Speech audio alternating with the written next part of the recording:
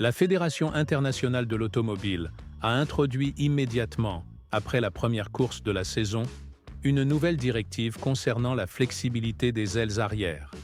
L'organisme de régulation n'ayant pas été satisfait de ce qui avait été observé lors de la première épreuve, bien qu'il ait d'abord été estimé qu'un écart d'ouverture de la fente de 2000 mm serait suffisant.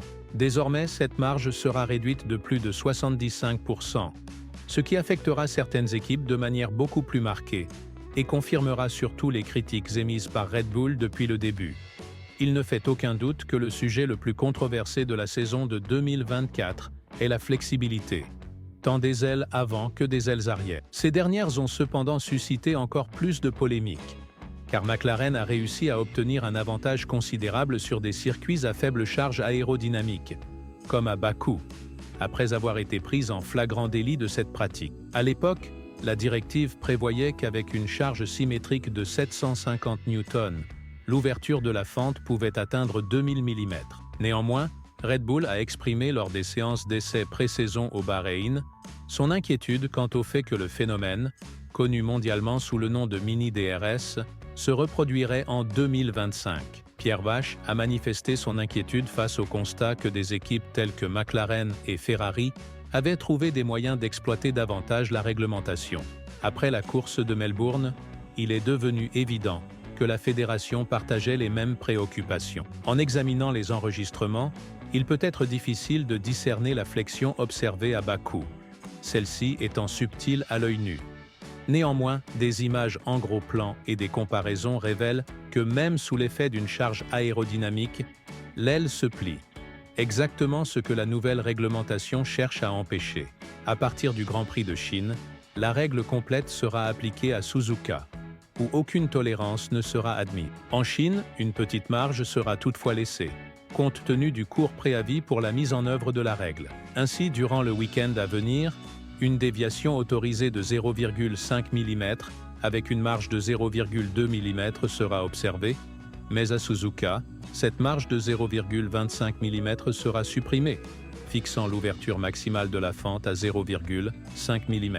Un point essentiel à souligner est que la distance entre le plan principal et le volet, désormais réduite à 0,5 mm, ne doit être mesurée que lorsqu'une charge verticale de 75 kg est appliquée à l'une ou l'autre extrémité du plan principal de l'aile arrière. Il ne fait aucun doute que certaines équipes seront plus touchées que d'autres, et selon Red Bull, McLaren et Ferrari figurent parmi celles les plus désavantagées. Il suffit d'examiner l'image de l'aile arrière de la MCL 39 pour se faire sa propre idée quant au respect ou non des nouveaux paramètres. La fédération a rassemblé une quantité considérable de preuves qui ont conduit à la modification de la réglementation, comme l'exprime un article daté de 2025.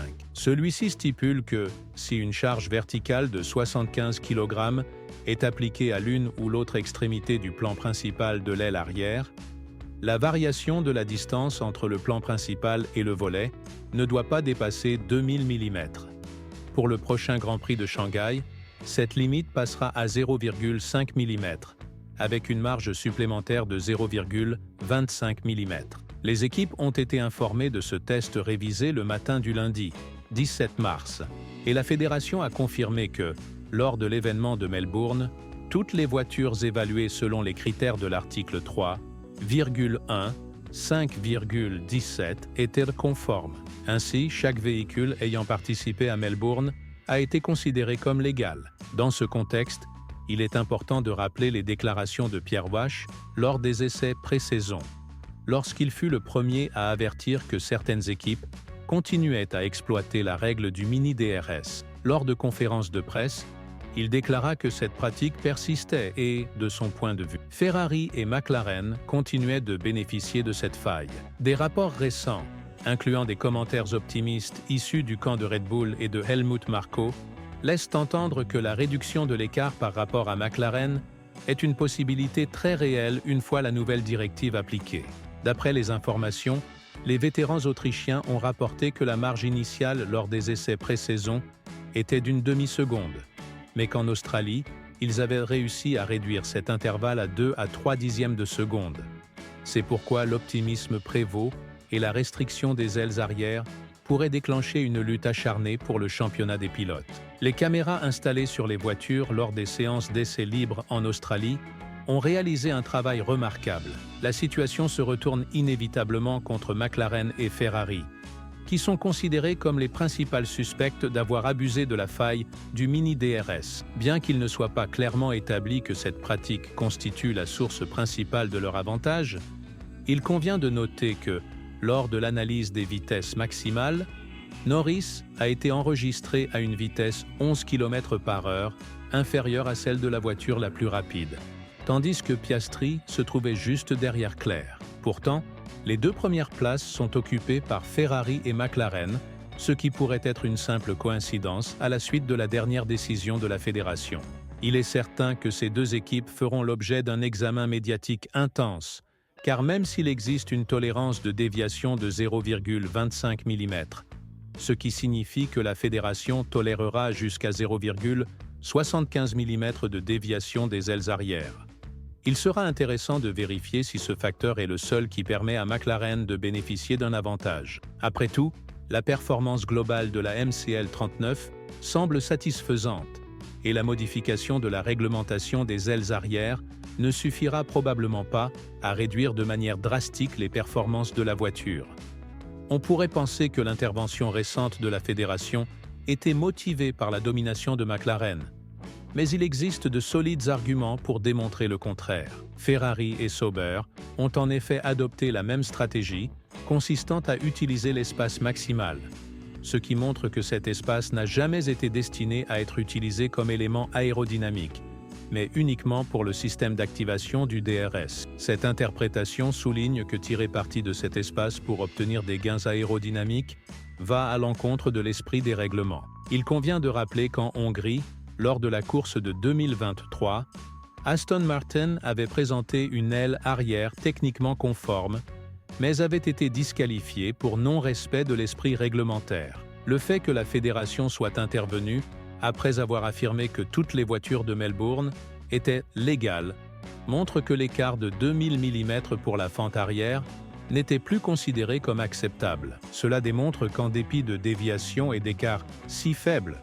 comme le montrent les images antérieures, l'avantage aérodynamique peut être extrêmement significatif, constituant la principale raison de l'introduction immédiate de restrictions sur les ailes arrière.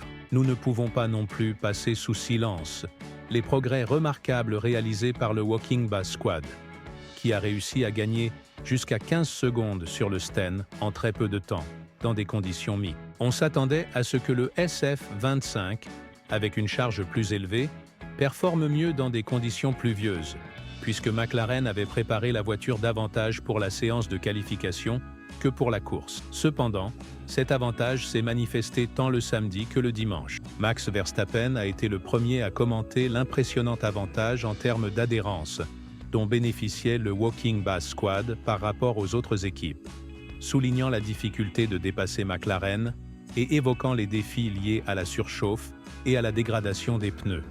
Cette situation s'est encore accentuée avec les pneus intermédiaires, le composé étant plus doux que celui des pneus slick, ce qui permet une meilleure maîtrise de la température et une séparation plus aisée. Maintenir les pneus dans une plage de performance optimale sera déterminant. En résumé, l'attention en Chine se portera sur Ferrari et McLaren. Outre le fait que toutes les équipes ne disposeront que d'une seule séance d'essai pour régler leur voiture, tant pour la qualification du sprint que pour le sprint lui-même, cette situation pourrait également influencer la manière dont les voitures seront configurées pour la qualification et pour la course principale. Les conditions en Chine seront diamétralement opposées à celles de l'Australie, en raison du temps sec et des températures élevées, ce qui permettra à des équipes telles que Mercedes de bénéficier elles aussi de conditions favorables et d'afficher des performances remarquables. De plus, Ferrari cherche à projeter une image plus compétitive en Chine, comme l'a déclaré Vasseur, en insistant sur le fait que sa véritable capacité sera révélée à Shanghai. Compte tenu de tout ce qui précède, pensez-vous que Red Bull a atteint son objectif en restant cohérent quant à la restriction des ailes arrière par rapport à la fédération? Et à votre avis, McLaren et Ferrari rencontreront-elles des difficultés significatives avec la nouvelle réglementation?